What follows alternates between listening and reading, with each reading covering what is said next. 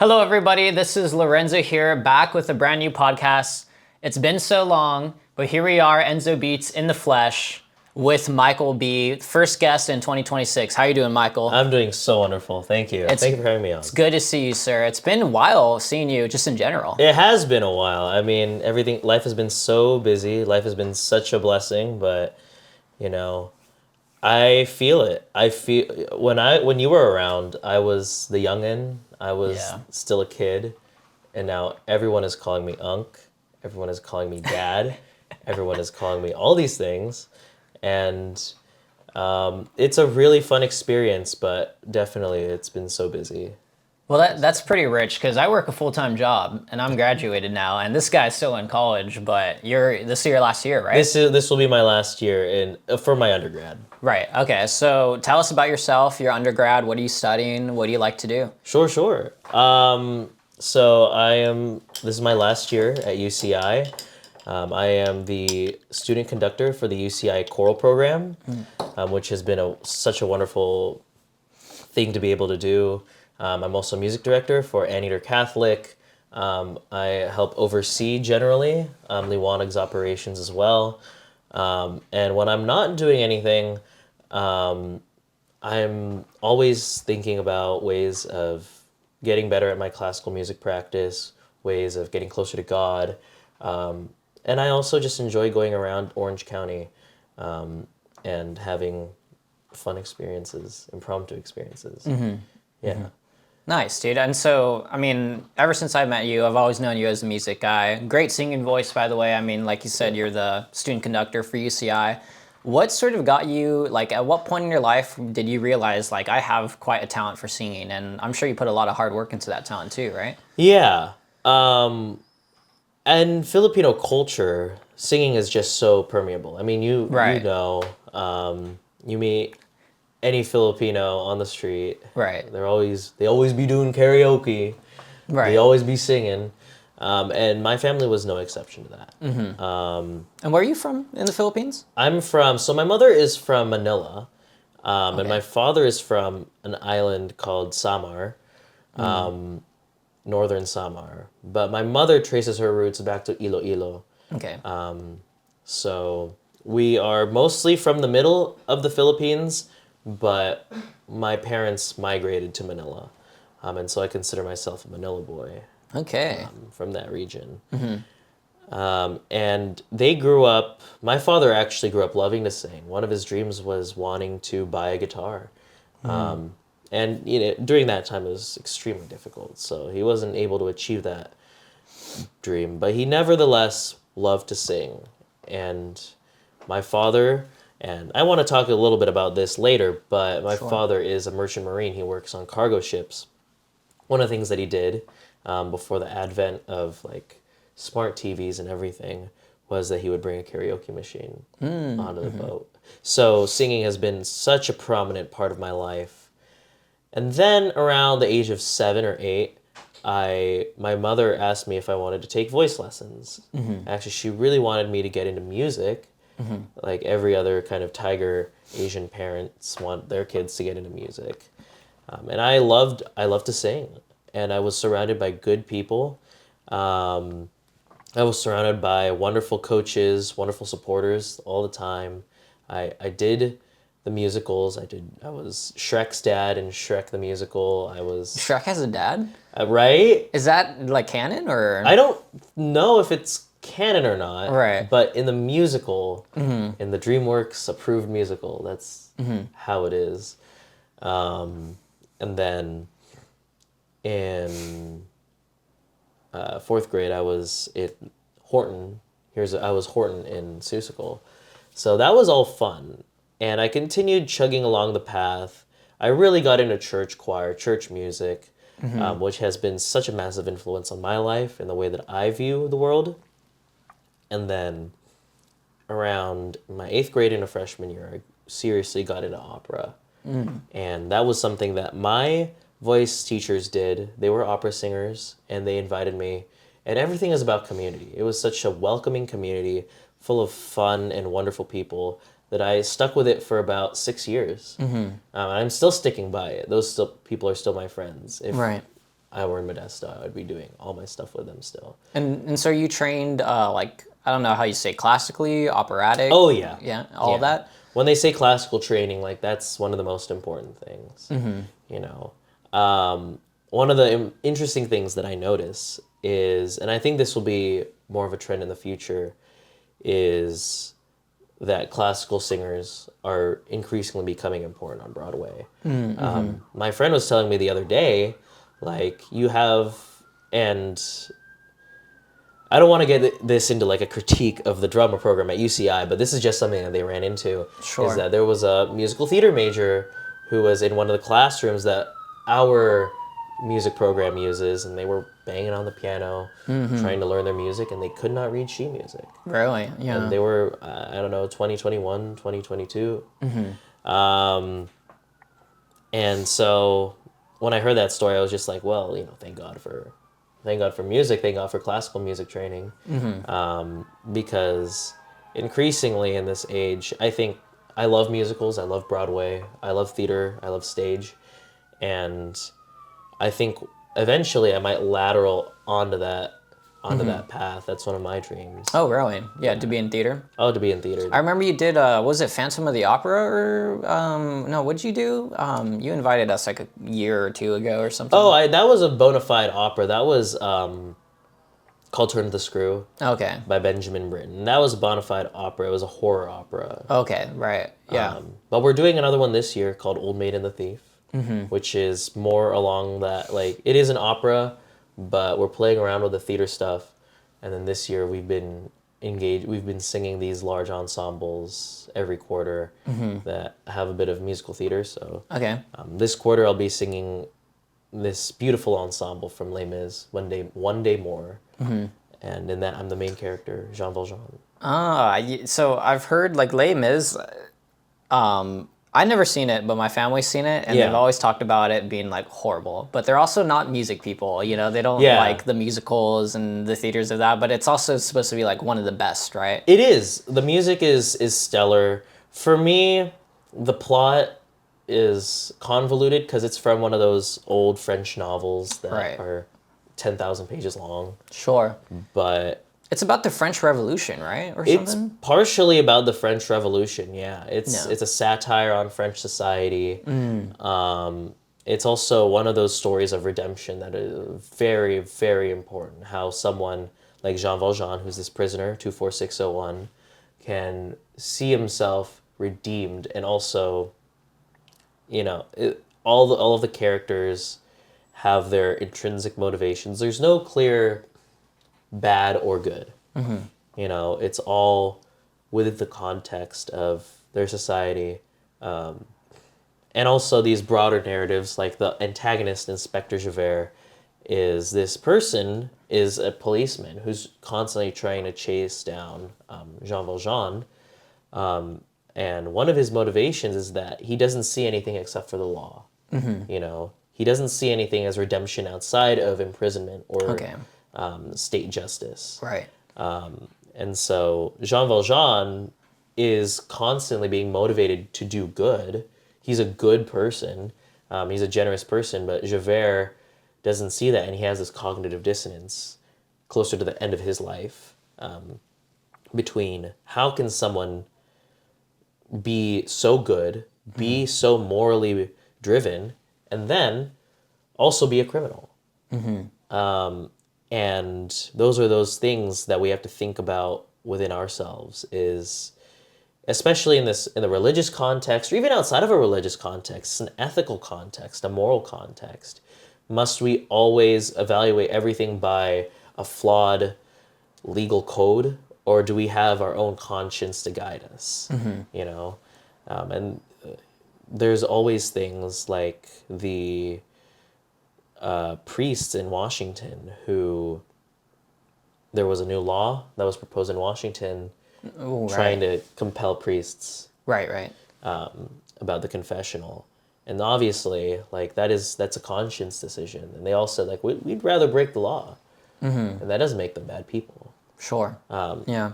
And that's a really simplified version of the overarching narrative theme of Les Mis. There's so many, Okay. so much more. So it's a real treat, and it's a really convoluted plot. So kind of like the idea of like, you know, a lot of people seek maybe goodness or justice through law, but then, you know, who's determining the law? You know, is the law always necessarily the moral goodness Yeah. that you know, maybe some humanitarian aspects Yeah. should also exist, you know, Yeah. outside of what made the law may be, right? Yeah. So that's what the movie's about, or I'm sorry, the play. Yeah, I would say so. Yeah. I would say so. It's a very Catholic play. And the person who strikes Jean Valjean's redemption is a bishop, the Bishop of Digne. And he sees Jean Valjean, the bishop gives him shelter in his church. And then halfway through the night, he sees Valjean steal all the finery from the church. And one of the nuns is like, my gosh, you know, he's stealing from the church. He's like, no, I gave him that. I gave him that. And so that's the turning point, is this bishop goes and tells Jean Valjean, like, you can take all this silverware, you can take all this goldware, because, and I think this line is in the novel and the musical, I, like, consider this my payment. You know, I have bought your soul for God. And the original writer of Les Mis, his son was very anti-Catholic. And his son was like, well, why would you paint such a, you know, such a good portrait of the priest? And the author says, you know, because the church was not innocent. The church was a figurement of the state that was constantly pushing these inequalities and injustices, and, you know, that's something to recognize. Sure. And the author said, there is no better satire, there is no better striking criticism of the church than to portray a priest and to basically write him doing the things that he's supposed to do, which is be a good shepherd, which is be a good pastor, which is to love the other person, you know. And so when I read that, I was immediately stricken, because unfortunately there's a lot more, maybe not in this era, but certainly in other eras, there were a lot more mediocre, to say the least, priests than good ones. And that's how it was in France. That was how it was in the Philippines. Sure. Throughout the world. And so thank God that, you know, things are changing. And we're talking on the scale of like decades and centuries when we're talking about this. So. Of course. Yeah. I didn't know Les Mis had such a profound depth to it. I really just thought it was just a lot of, A lot of singing, you know, some dancing around or whatnot. I don't know. I've never seen it. I hear it's Trump's favorite musical, though. Oh, yeah? I've heard that. But a lot of people say it's like ironic because, I don't know, you know, he's a tyrant and whatnot, and I guess like I don't know, some parts of the French Revolution. Not really too sure. There's like a lot of. I remember singing "Do You Hear the People Sing," which is this beautiful anthem, you know, about the people rising up. So. Sure. Interesting. I guess there's that irony to the people who see it. Yeah. And so taking those sort of aspects of Les Mis and maybe how you approach your own craft and your own art, like, you know, I guess so kind of tying that in, you know, you've been making music, or not making music, but just, I guess, working with music for so long. You know, you're, again, the student conductor now at UCI. You have such a position to put together these pieces, select certain songs, you know. Like when you're putting together a certain work, what are you looking for? What are you selecting for? Are you selecting some, because it's just technically a good song, it's fun to sing, or this or that? Or are you looking at like some sort of songs that like Les Mis offers where there's depth in it? What exactly are you looking for when it comes to your craft? I actually had a conversation last night about that first aspect. There's so many choirs, college choirs, university choirs, high school choirs that will just do a piece because it's cool, or that it's technically very technically very exuberant and exquisite and complicated. Yeah, and not specific. not to make fun of Friends Middle School, but I think they did Madagascar Yeah. for their play, which is fun. I mean, you're in middle Yeah. school, right? I saw Yeah. the Little Mermaid in my years. Yeah.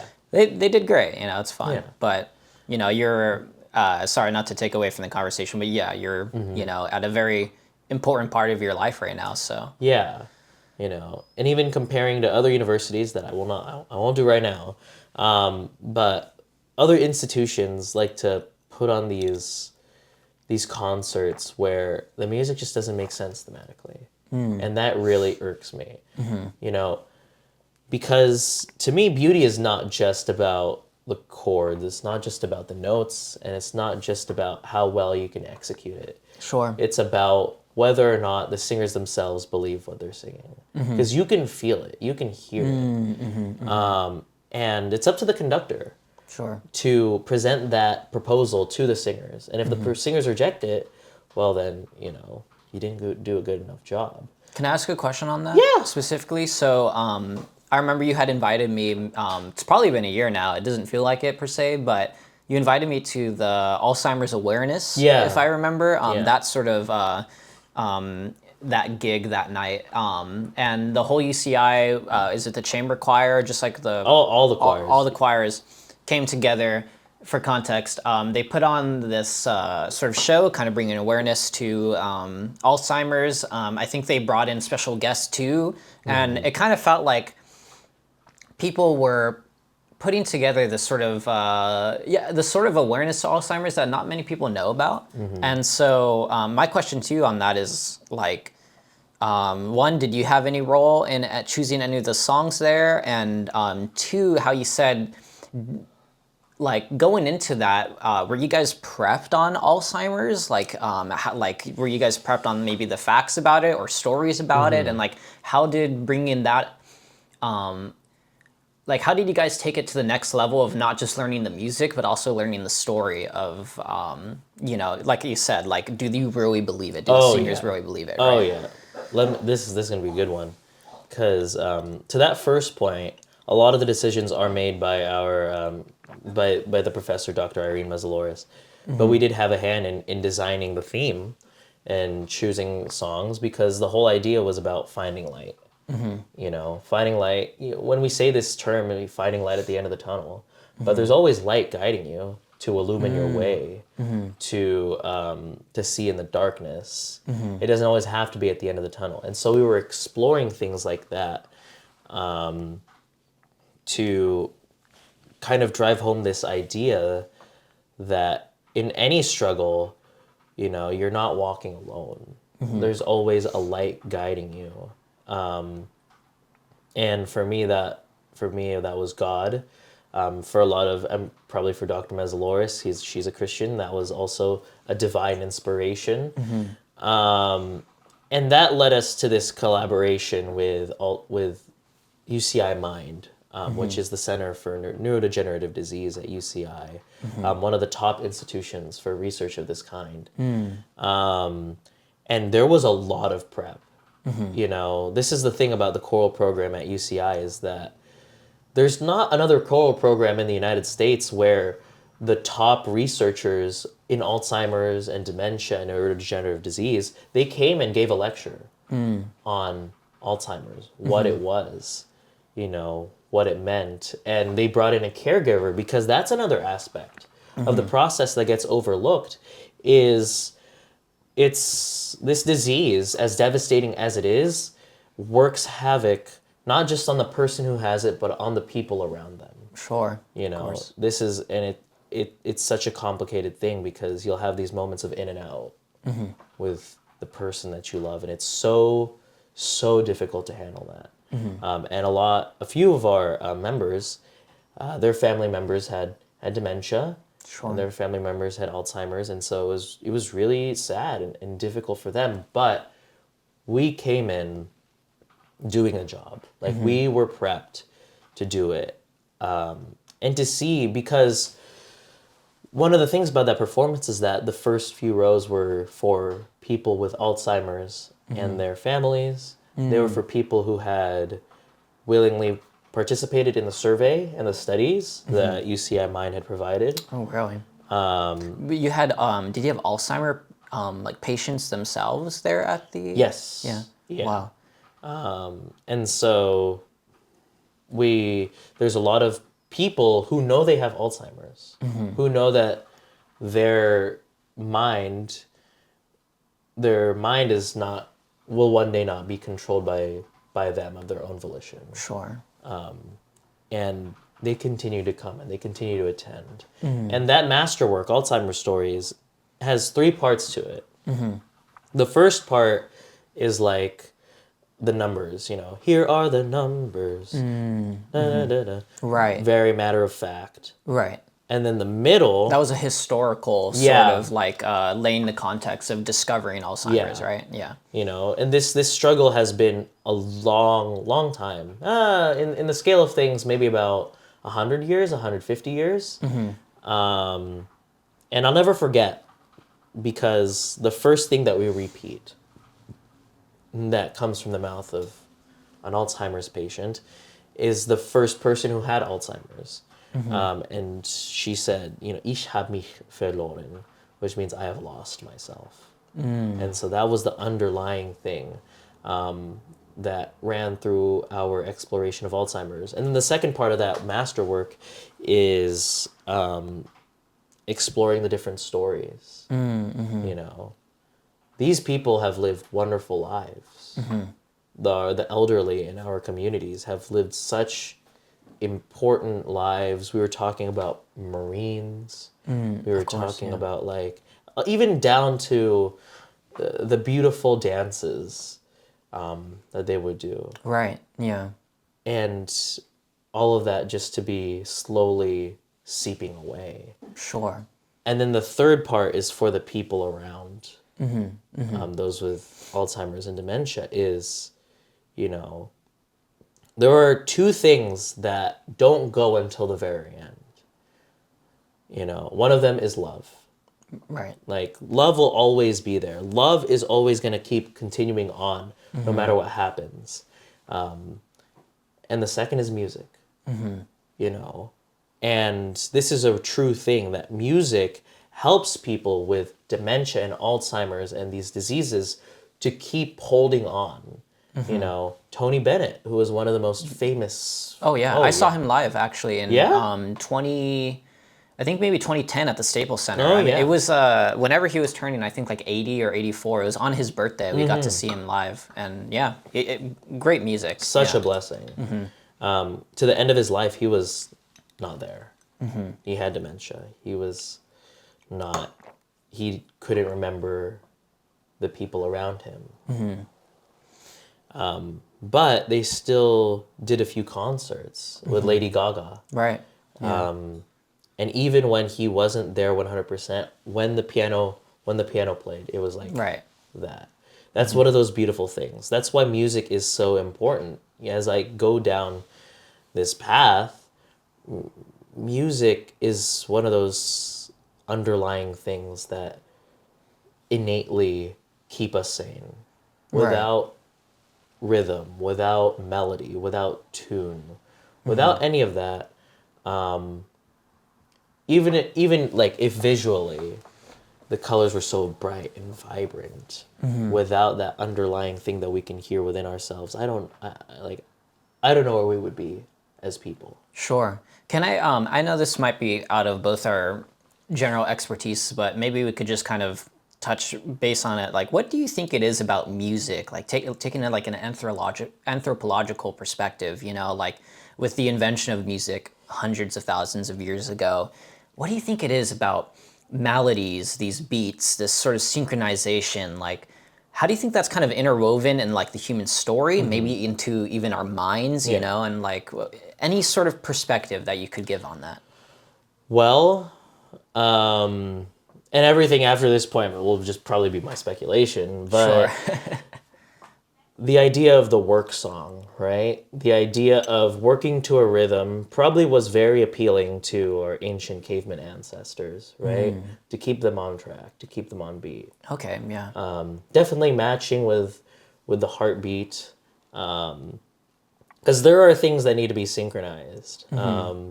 The first thing that I'm thinking about is those videos of them like pounding mochi, Oh, right, pounding right. mochi, Mochi in Japan. and that has to have a rhythm. Right, right, You right. know, to this day, I think rhythm is more important than notes, which is really interesting. And so Yeah. there was always there was always a rhythm to life. There always had to be a rhythm to life. And then naturally, you hear the birds chirping. You hear coincidental things like maybe you have natural formations of glass, and you'll hear the wind, and you'll hear these different tones. And you try to replicate it in your voice. And that's probably what our ancestors did, is try to replicate the sounds that they heard. And then on the other side of things, there's like sound physics, right? And I was actually just having a conversation with a master's student about this a couple of weeks ago, where the harmonics of, like, if you just sing an ah, there are harmonics on top of that, notes on top of that that make up that ah. It's not just an ah, Right. right? Right. There's different, like, so you're looking at a frequency spectrum. Yes. And what is pretty cool is that, like, you can play a note, because I've produced music myself, so I've seen on the spectrum. You play a note, and it's not just like you're at one sort of point in the frequency. There's like multiple points that kind of harmonize together to build this one point. Yeah. It's pretty cool. And that the fact is, like, all those notes are in the major scale. And while the historiological conversation of was it harmonics that made the major scale or the major scale that made the harmonics, because the major scale is a Western invention, Sure. that's still a rather interesting topic that we haven't gone to the bottom of yet. The fact of the matter is that Western civilization had this do, re, mi, fa, sol, la, ti, do thing that matched up with harmonics. And mentally, psychologically, that got into our minds as the basis of melody. And then after that, the church took that. The church birthed contemporary music as we know it, modern music, from the chants, had these long, beautiful chants, and then people started improvising on top of them, and then people started really improvising on top of them, and then they took these small sections, and they made more voices, and then they started using secular words to it, and from there we have choral music, we have the madrigal, we have these folk songs that people are singing, and then of course there's folk influences. It wasn't just chant. Sure. And then from that music, they said, well, maybe let's try adding instruments. Let's try to match instruments to the human voice. And that came the string quartet, the sonata, and then later the symphony. And so that birthed our contemporary understanding of classical music. And then people started becoming independent from the chants, just started writing their own music. And you can see how that kind of exploded. So that's basically the very, very quick history of classical music. And, like, there's no better way to tell a story, I feel, than through music. Like, for me, it's very difficult to express myself Sure. in words. But when I can apply it to music, music is so very important to me. The songs that I choose, the music that you listen to has an effect on your mind. Sure. And the ancient Greeks talked about this too. Is like they viewed, I forget who it was Plato, but he had this reflection in his treatise called On Politics about music. And it was like, music is so important to the human soul. Music reflects every emotion, every virtue, every moral. And then, in the latter paragraphs of that section, he says the musician should be treated very poorly. The musician he is one of the lowest creatures in society. And he shouldn't be given the time of day. People should learn music. That's one of our original liberal arts. And then Plato says, well, the musician is a very, very disgusting person. And I thought to myself, well, why did he say that?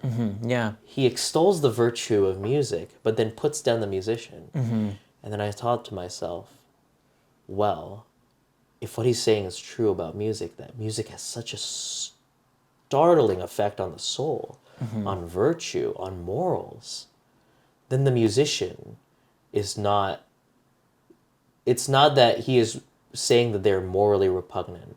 It's that you have to put them at the lower rung of society, because if music has that strong effect on people, the musician is a drug dealer.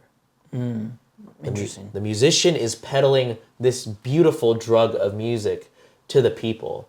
And so you need to keep him away because he has such a strong effect on people. And The influence of music. The So he's influence. magnifying the influence of music. yeah, and so I think that was what Plato was trying to get at. And so I mentioned that because throughout history, especially amongst the Greeks and the Romans, music was so very important. And I don't think we'll ever find a reason as to why, like human biology speaking, or I'm sure there's a psychological study that I haven't looked at, but from what I've learned, like the music is more important than a lot of things, and we don't realize it. Well, I think to sort of comment on that, bringing it, I'm glad you tied it back to the anthropological again, Yeah. just to like kind of give my thought. Maybe you can like riff off of this. So kind of like you were saying, sometimes it appears that rhythm sometimes is more important than maybe the melody, right? And so I feel like with rhythm, even from a young age as babies, we assign meaning to rhythm, right? And so that goes as basic as speech. Speech is really just a rhythm of sounds, right? That we assign meaning to, and that's how we find understanding. And so I like when you brought up nature earlier too. The wind is blowing, it's whistling through, it's playing its own sort of song. The birds are singing their own sort of song. The waves are singing their song. And so what I find interesting there is there's kind of like a juxtaposition in the sense that, there's a chaotic essence to nature itself, but within that chaos, even the human mind is assigning rhythms to it. Yeah. Is like assigning meaning to the rhythm. It's finding a rhythm because you can't live in a world where there's no rhythm, right? Because then there's no meaning. So Exactly. meaning at the end of everything comes down to a rhythm, so we can assign that meaning to it, right? And so, if you're a caveman, 300,000 years ago, and you're living in a chaotic world, what's your daily problems, right? Okay, I need to get food. We got to hunt. We got to go after, I don't know, hunting and gathering berries and whatnot. There's going to be animals that are attacking us, right? So I'm thinking, so you need to hunt, right? That means that you have to understand the sort of rhythm of nature that is associated with hunting and gathering berries, and all this is associated with the rhythm of seasons, right? There's going to be the time of harvest or the time of migration. And so even when nature feels chaotic, there is interwoven into the beauty of this universe, an order, a rhythm. We interpret that as the seasons, right? Migration cycles and all that, as I mentioned. And I think that's us just trying to interface with nature, which can be both chaotic but also have an order and a rhythm. And so I think that's like extrapolating that to music. Music, I think, tells a story of using a rhythm to assign that sort of meaning. Humans throughout a big part of our story have thrown celebrations together. The celebration of the feast, maybe the celebration of the full moon, right? The celebration of these sort of things that happen in cycles, right? Yeah. And music has always been a part of that. You go to any ceremony today, any ceremony back then, there would have been music. There would have been a banging of drums, a rhythm that's kind of telling the story that ultimately is already being told around us, and we're just trying to interface that and put it in a manner that we can understand. That's sort of what I'm picking up. Is like Yeah. rhythm is like a sort of form of, I guess, assigning meaning to chaos. I'm actually incredibly glad that you mentioned that because I have a friend, he's a professor at La Sierra University, and he has this book called The Music of the Spheres. What you just described is this idea of the music of the spheres, which is what the Greeks referred to, what the Romans referred to. Actually, the Christians refer to it a lot. One of my favorite hymns is called "This Is My Father's World." It goes, "This is my Father's world, and to my listening ears, all nature sings, and around me rings the music of the spheres." And it's this very important. I don't want to say it's a mythological concept because there's some truth to it, but it's definitely based in those ancient philosophies. The way that the Greeks and the Romans viewed music is the same way that you're describing, is that there's the underlying rhythm that we assign meaning to. And they actually connected it cosmologically. Right. You look up at the stars and you can kind of hear music, And one of my dreams is to go out to one of those like open sky spaces and just to look at the stars, God's creation. I don't know if there's any greater universal rhythm than, the procession of the stars and the equinox and the sun, Oh, yeah. Yeah, when you really look into it, the human story is really built on that understanding of the astrological. Yeah. Yeah. That's why I don't believe in horoscopes or astrology for many reasons, but also it's just like, well, the stars are so much cooler than the fact that they can tell how your personality is. The stars are more or less kind of who we are as people, and when we talk about the music of the spheres, the ancients believed that the stars had this harmony, that the planets revolving, well, back then around Earth, Right. had this harmony within them, and that vibrated like a rhythm, and it vibrated within us. And I forget the specific name because there were like different types of music.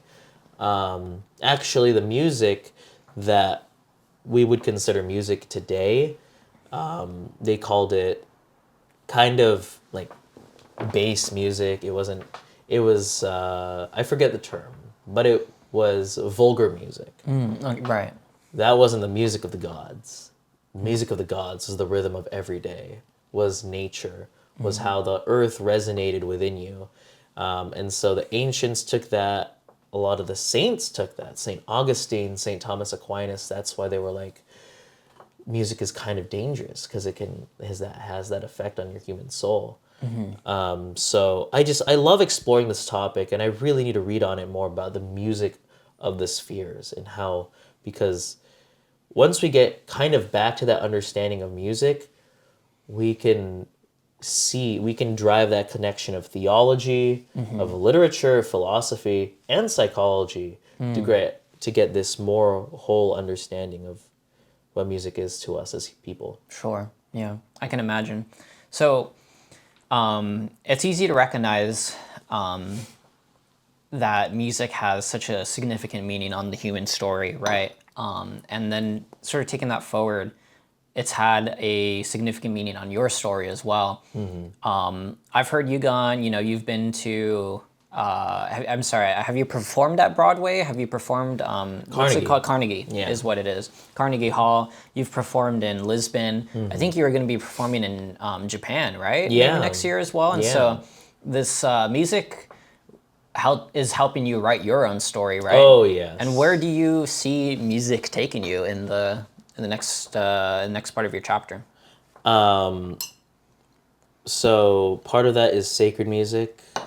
One of my general beliefs is that beautiful music should belong to the people. I mean, that's how it was back in the day. In the 1700s, 1800s, you had professional musicians who performed beautiful music for God at Mass and at liturgy.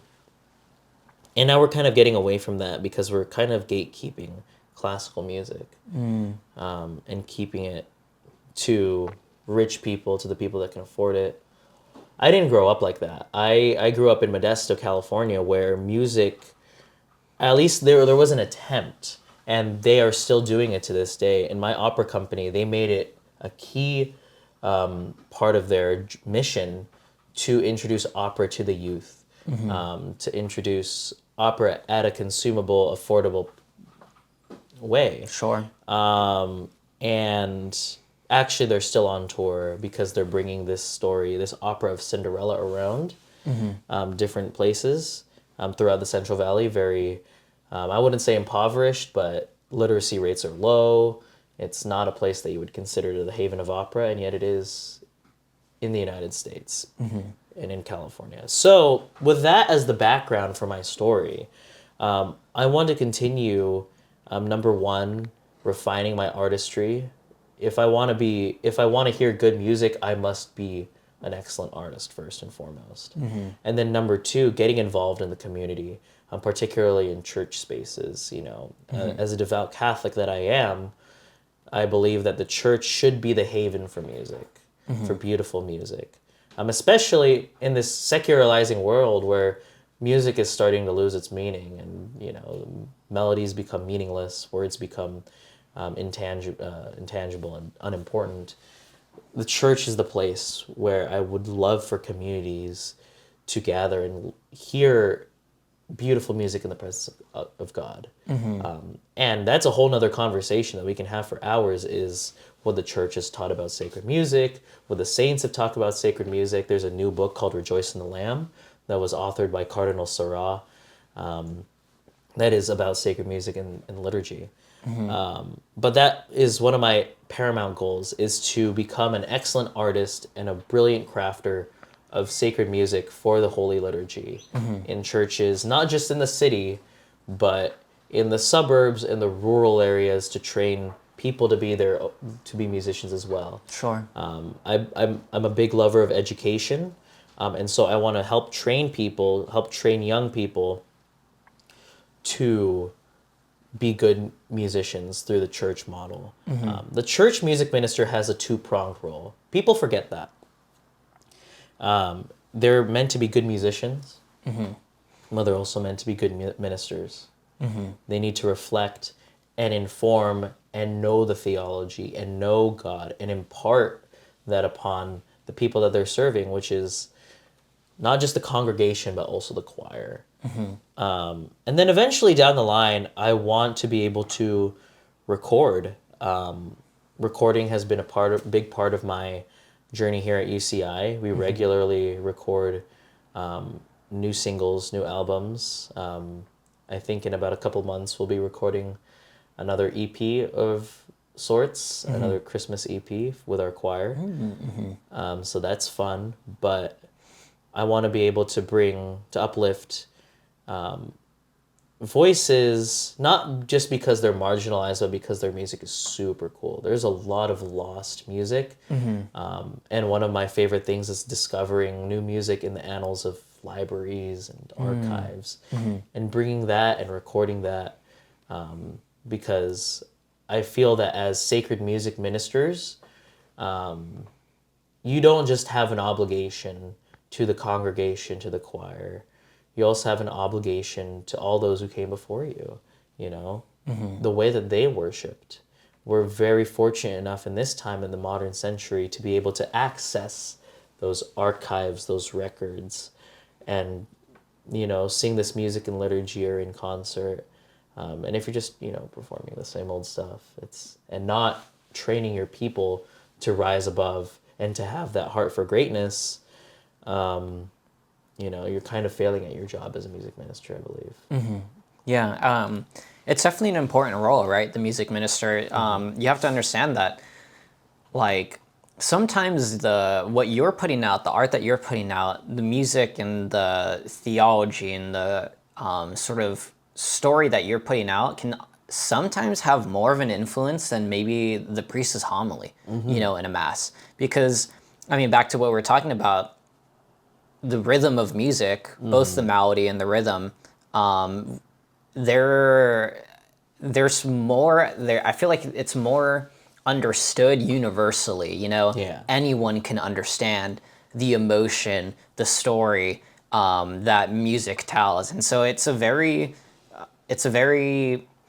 high responsibility job of a music minister to like I said, they got to understand that sometimes their work can affect a congregation, a community, more than sometimes even maybe the priest's homily.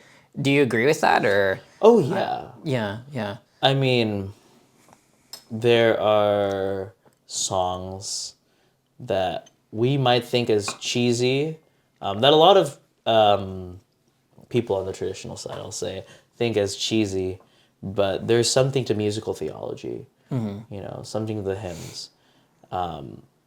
There's the song, "Blessed are they, the poor in spirit, theirs is the kingdom of God." You sing that whole hymn, you just learn the Beatitudes. Sure. At the name of Jesus, every knee shall bow.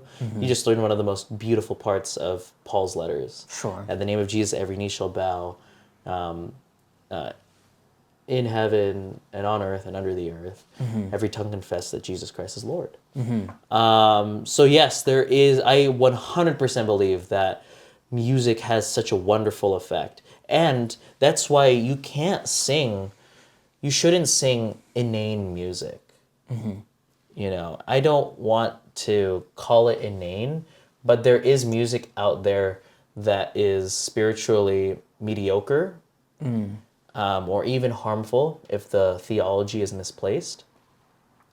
But all of the music should always point towards God. Even if the priest's homily is a little bunk, sure, that's fine. I mean, we're there for the Eucharist. Sure. But there has to be an instructional aspect at the Mass, and that's where the music ministers come in. Everything that they do, from selecting the hymns to the way that they sing it, adds to the atmosphere. It's not just vibes, it's not just performance, it's not just, oh, we like the music, so we come to Mass. It has a role to play. And we're not even talking about the aspects of the Mass, such as the liturgy, the Kyrie, the Sanctus, the Gloria. Just the hymns themselves have such an important role in forming the minds of the congregation. And so that such a task, such as selecting hymns, needs to be done very soberly, very prayerfully. You have to consult the readings. And between choosing music that the choir is comfortable with and choosing music that fits the season or the Mass, you should always pick, choosing music that fits the season or the Mass or that feast, because it's up to you as the conductor, as the minister. You have the responsibility of teaching that music to the choir. It's so important. It's incredibly important that the music always point towards the scriptures, towards the readings. And even that goes to personal taste as well, like traditional versus contemporary. If there's a contemporary hymn that fits, and it doesn't violate, because there are guidelines to sacred music, that it's not profane, that it's not, totally similar to contemporary secular music. Like these are not things of personal taste. Those are things that the popes have said. As long as they fit those guidelines, even if, people think that stuff from the contemporary hymnals kind of sounds bad, I'm going to choose that because, number one, it's probably familiar to the people, and number two, if you're repeating "Blessed are they" in your mind and you've memorized the Beatitudes, that song has done its work. That song has done its job. And that's the beautiful thing, and that's one of those things that you really have to think about as a music minister when you're in this liturgical role. Wow. That I think that really plays into a very in-depth part of who you are, not just serving music as how would you say, like an expression of maybe just emotion or expression of art in some unordered sense, but you're saying that sort of expression is orderly, right? Yeah. Pointing up towards God. That's something beautiful. To I guess to kind of lighten the conversation a little bit, just Oh, to yeah. kind of know about who you are a little more too. And I have a couple follow-ups once we kind of get into it as well. I kind of want to ask you yourself, I've met so many people who've deep in the classical music, deep in ordered theological, you call it sacred, I'm sorry, what was the word that you were using? Sacred hymns or sacred songs? Sacred music. Sacred music in general, right? I always like I'm in a choir myself. I get to sing with. I'm just at the church choir at C's. I get to sing with people in the Pacific Chorale. Oh, yeah, Some of the yeah, best singers in all of Orange County, all of California, maybe even the United States, and it's always fun. They're so serious and Yeah. passionate about their music. Same with you are. I want to ask what kind of music do you listen to outside of the deep pursuit of just of this ordered music? Because I'm Yeah. sure music is great when we're using it to praise God. Yeah. And I think also in our daily lives, while that is good to have, sometimes there there's more there can be other types of music Yeah. too, right? We have pop, we have rap, we have jazz, and even though these may not praise God directly, God wants us to just sort of enjoy and share Yeah. and enjoy with Yeah. friends and family. And so we have say more secular music or this or that, and maybe you don't listen to that, but sorry, very long question, but what kind of music you listen to is what I'm saying.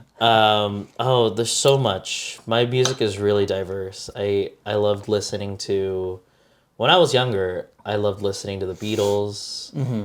Being my way from the '60s through the '80s, practically. Beatles, Elton John, Billy Joel, Queen, all those folks, and so that's kind of like my background. That's the foundation of my music taste.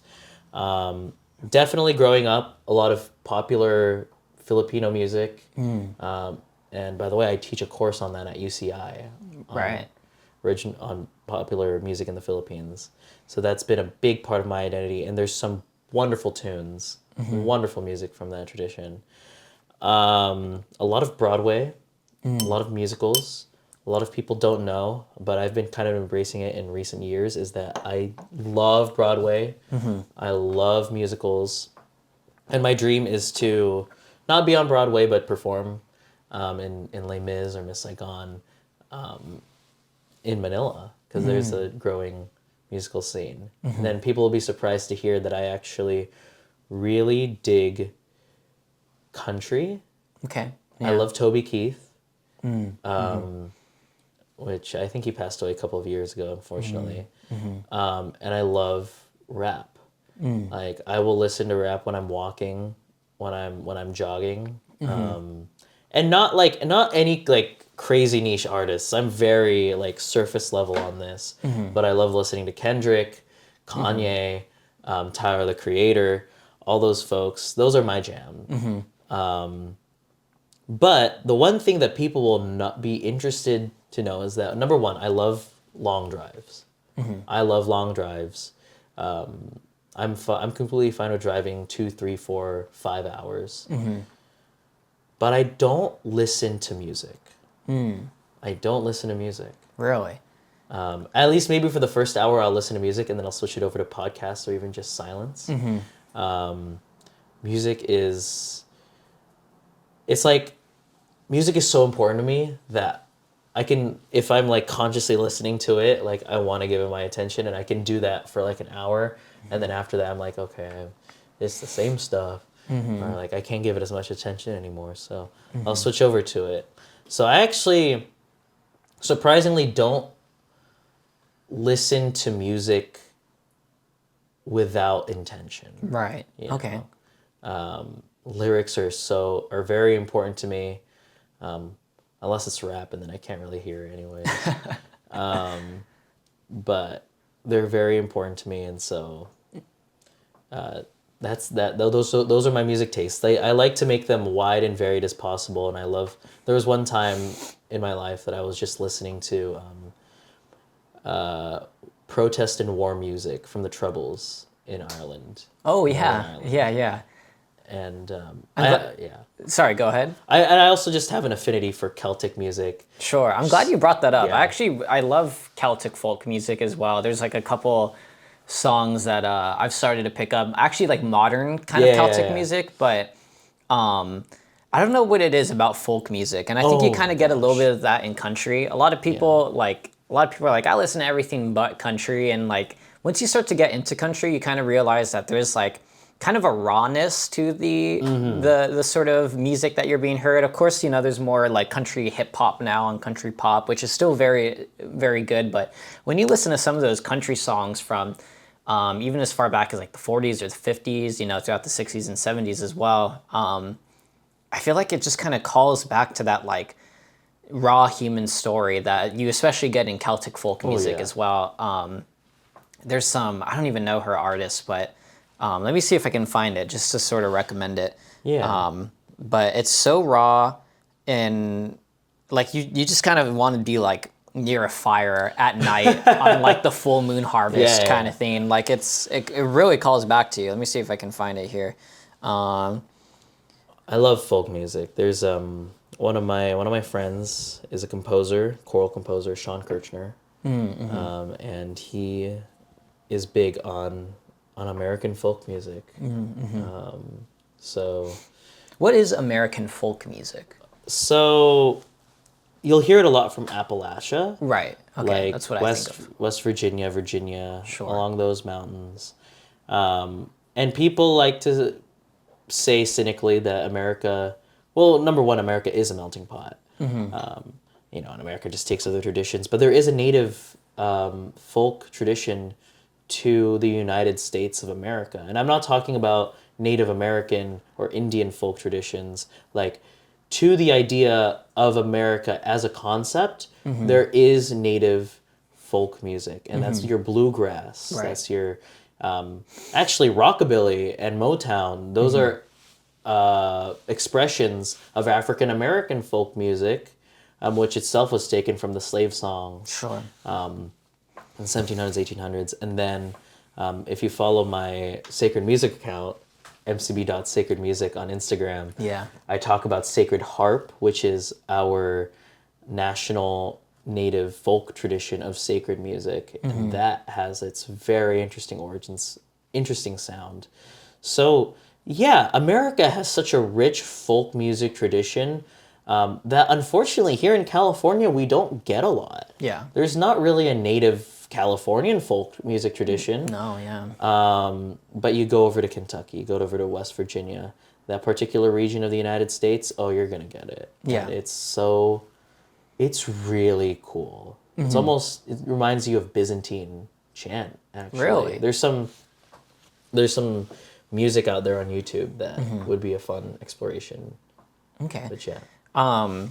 To quickly share, so the song that I was talking about, Irish folk music, I recommend everyone go listen to it if you want that kind of primal feel that calls back to your ancestors. It's not even that crazy. It's a slow beat. It's a love song. We can all relate to love in one way or another. It's called Hazel Eyes by Sabrina Jordan. It's a really good song. Do you know it by any chance? I do not. No, yeah, it's really good. I can't play it because we'll get that demonetization. But it's a song that's like it's just boom, boom, boom, boom. And with folk music, you have like that sort of heartbeat, that basic rhythm of the human experience, right? And then in folk music, a lot you're being told a story. It's not just like pop music today, kind of some feel-good sort of words, but you're telling a story that like in each verse continues that story, and it's a very pretty song, and I recommend listening to it. That's Hazel Eyes by Sabrina Jordan. Yeah, it is. So just wanted to put that out, and then to your point on American folk. Let's see. A lot of people say like, "Oh, America has no culture." America has no culture. I obviously we're in California. We'll hear that a lot. Of course, there's like Californian culture, and I think here we kind of assume that that's like sort of the same for the rest of America. A lot of people here in California, don't even realize like the deep history that there is to the rest of America, because we're relatively newer here Yeah. on the West Coast, but cowboy culture, Texan culture, the ranch culture that was influenced from Spanish culture as well as the frontier culture, people coming in. There's a whole history there that people kind of overlook in American history. But even further back than like frontier, Wild West sort of culture, an American expansionist culture that had happened throughout the 1800s. Before that, you had, how you're saying in the Appalachians, you had really in Europe, some of the people most connected with maybe the roots and traditions of ancestors, I would argue, and it's not a clean like rule, but the Irish and the Scots, the Scottish, they've kept a lot of that really deep, rich tradition. It was that immigrant class that came into Appalachia, bringing that kind of, when you listen to country music or folk music, you're like, wait, this kind of sounds Irish to some sort of sense, right? Or Gaelic, right? Celtic. And they brought that, and then you took that and you mixed it with the sort of folk music from Africa too. From the slave boats when they came, and the stories that persisted in the African American sort of story. They infused that as well, and then we got a type of folk music that I would argue didn't happen anywhere else in the world, because we're really taking from two regions of the world, the Celtics and then the African music. You create bluegrass, you got the banjos, you got the fiddles, and you got all these sort of almost like tribal feeling rhythms, and I think that's a really beautiful part of American folk music. There's a deep culture there that a lot of people overlook. I mean, listen to some bluegrass music, listen to Appalachian music. It's really deep. I mean, it calls to your soul. It's really good music. Yeah, it's so rich. Gosh, one of my one of my friends, actually, he graduated from UCI long before I did. He's an Orthodox Byzantine composer. And that's one of the things he's been playing around with, is like, well, these folk music is the reflection of the human soul, I think, at its purest. And you should take those melodies. They're based around the pentatonic scale, which is actually a very universal scale around all countries and cultures, more so than the major scale. And building off of that, and he creates beautiful music that is liturgical in nature, but also builds off of the folk music. I just love when we marry folk music and sacred music together, because I think that is that is how a lot of chants came about. And when we continue to do that, gosh, there's so many cool. You should look this up afterwards. There's an Orthodox chant that they're singing in West Virginia. There's like an Orthodox population. Really? Interesting. And they have this really cool sounding thing called "God is with us," where they set these words in the Vespers to Appalachian tunes, and you can feel how raw it is. My gosh, it's great. Yeah, you can't separate. I don't think you can separate sacred music and folk music. Oh, no. You can't, because when you look at folk music, like we were saying earlier, I'm sorry, I'm going to keep bringing up this anthropological perspective, but that's how you have to approach music, to understand where it comes from. And again, I have no qualification in this. This is just me bullshitting right here. But my interpretation is that, again, when we're humans 300,000 years ago, I don't know if you heard, but they even found out that modern humans go back even as far as 800,000 years ago. They just made the discovery. We're trying to understand our meaning on this world.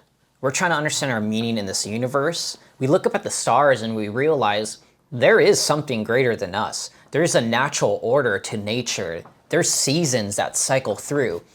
And we depend on this order. Whatever this order is, we depend on it.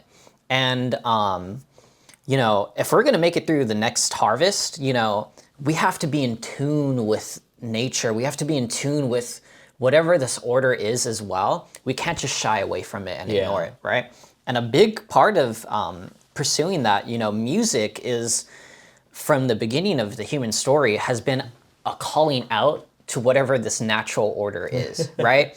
When you're gathered around a fire, it's not a feel-good moment alone. What it is it's a communication with your brothers and sisters oriented towards whatever this sort of order is. Of course, in Christian interpretation, we understand that to be God, and as far back before we have the Christian understanding of God, they're calling out to this higher order. They want to be in tune with it. They want to express a relationship with God, right? And I think that's where music came in, always, since the beginning of time. And that's why you can't separate folk music, this original human story of music, with sacred music, because from the beginning, you're using, folk music was a calling out to this divine order and synchronizing with it. It's a form of worship, this kind of folk music, So I don't think you can separate it, They're interwoven. You can say that with all music, but especially with folk music, that's how we interfaced with the divine, Yeah. 100%. There's an interesting theme in this musical, Hadestown. Have you heard of this? I haven't heard of Hadestown. It's it's a reevaluation of the Orpheus and Eurydice story through the lens of American folk music, actually. And I don't like the music all that much, but there's a very interesting plot point that they add where Orpheus is like saying that he's gonna write a melody. He's gonna write a melody because the world is in tatters right now, and the seasons don't exist. And he's gonna write a melody to restore the seasons and make everything better. And I think that's essentially what we're trying to do. As musicians, as music ministers, as whatever capacity that we have in music, is we are all trying to make the world a better place, to restore the seasons, to restore, to hearken back to the natural order, because, and this is just a really universal statement that we have strayed very far from it in our modern age. And so to remember the rhythm, to remember how it feels, to remember how life really goes. That is what we're trying to do as musicians. That's what I'm trying to do. That's what you're trying to do. And that's what makes music so powerful is, like Orpheus in Hadestown, again, we have a mission to bring everything, to restore the seasons, to hearken back to the grandeur, the beauty of the music of the spheres, the glory of God, the glory of the natural order, because God's creation is so beautiful. I mean, just look at this. Philippines is so beautiful. It's one of the most beautiful places on earth. And it's not just natural beauty, it's the inward beauty, it's the artistic beauty, the aesthetical beauty. We need to come back to that. And so, to remember the motion of how our ancestors lived when life was much more simpler, there's harmony to that. Yeah. It seems like in society today, there's just kind of been a loss, or like we have this humanity has this natural tendency to want to stray away from the natural order for whatever reason. I think there's a big it's maybe it kind of calls back to the original sin, maybe like pride, right? This idea of, there's a natural order. And, of course, as Christians, we believe that, God created this world so that, we do have a sort of supremacy over nature, a supremacy over the animals and God's creation, but we're called to steward it, and even then, we're called to steward it, and some of us, in humanity, we want to just kind of stray away from it, stray away from the natural order. we see ourselves as above nature, sometimes. And, we're a part of nature. We're a part of God's creation. We do have a power over it, an ordered power of respect for nature, but sometimes we just want to throw that all away. And, I think we kind of lost that a little bit as a society. And, we're in cities now. We're straight away from nature. The seasons all feel the same, especially here in California. Oh my I gosh. mean, the whole year long, you can go a whole year and not realize it went by because we're not in tune with nature anymore. And that's why personally, I know we're straying away from music a little bit, but for me personally, that's why I like to have a garden because, it's my way of being in tune with the seasons again that music helps us feel. But adding on to that, that's why I have my garden. I plant a seed. We're actually coming up in the season of March where you start to plant your seeds, and it's not looking good out there. That's last year's harvest. He's looking outside. Not looking good out there, but pretty soon I'm going to start planting the seeds again. You're going to see the sprouts grow, and then they grow taller, and then you start to feel it getting warmer, and then they gosh. you see a little plant go from this. Once it gets warm, you have a hot day, boom, the next week it's just and you're in tune with that. And I think, in any way that you can, for this is my advice for anyone watching. Any way that you can feel in tune with God's design again. It's hard to feel in the cities, Whether you can plant a garden, be in tune with the plants around you, go for a walk, go for nature, connect with this natural order, recognize, these flowers are sprouting at this time of year. And when I come back to this, it's gonna look a little different. Whatever you can do to be in tune with nature, I recommend that. And music is a big part of that as well. Harkening back to music,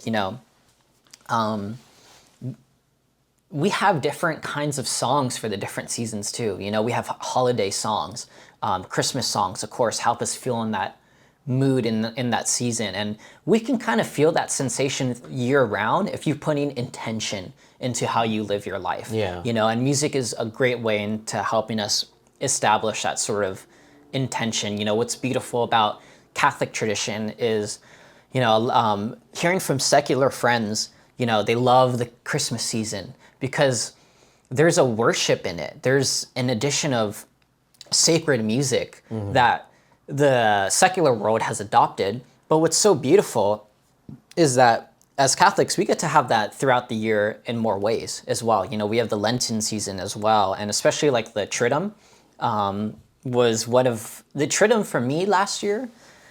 Felt like a holiday for me, a true holiday that Christmas was, because I was putting intention into that. And what's beautiful about Catholic tradition and Catholic way of life is, for me, like Easter last year felt like a second Christmas. And a big part of that is the music too. Music plays a huge story in how we bring intention into our lives because, just how we have songs about the coming of Jesus as the baby Jesus during Advent and the leading up to Christmas. We also have songs leading up to Easter as well.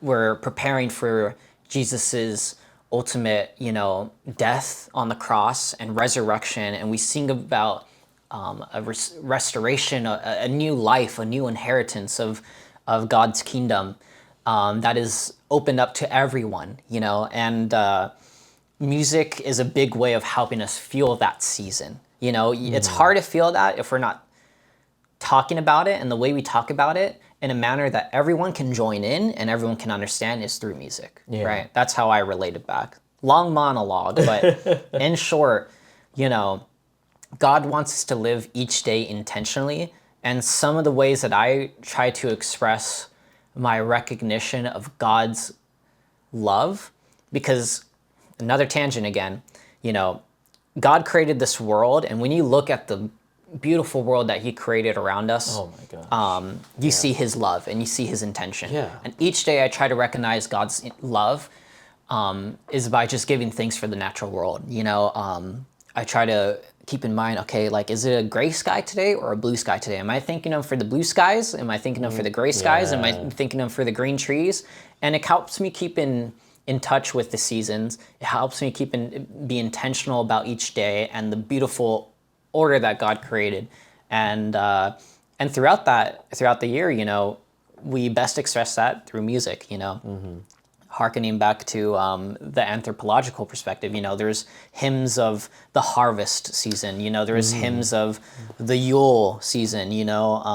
We've always had songs to express a recognition of that natural order and an intention to be in relationship with it. That's my spiel. I love it. Love it. I love it. I never thought that music would have such an impact. It's hard to recognize it, but you bring a good pitch for your career. I guess that's what Plato recognized, right? Yeah. Was how influential music can be, and we got to be careful with it too. Oh, yeah. Music could just be anything, but we want it to yeah. be something that is ordered and upwardly. Yeah. Right? Yeah. If you listen to bad music, like, that will have an effect. Sure. Like, getting off after a breakup, and you're listening to depressed music. Oh, that's gonna mess you up. That'll mess you up big time. So, Yeah. yes, music will have that effect on you. Has that impact. Man, so just quick time check. It's 11:33. Yeah. I think we've gone for an hour and a half. How are you feeling about it? You want to wrap it up here? Yeah, Keep going? we can wrap it up. It was a very music-heavy conversation. It was a very music-heavy conversation. Yeah. And we'll plan another time to come back together. For sure. Yeah. Have me on it. I'd love to talk more. I know, we can talk about shared interests. I know you want to talk about soccer. We have the World Cup coming up. Yeah, right? the World Cup is coming up. We're going to have to talk about that. Yeah. We have some anime we can talk about next time, but I'm really glad we were able to really just hit hard on that music topic. And thank you for coming on, and I appreciate it very much. And any last spiel, any last message you want to send out, or?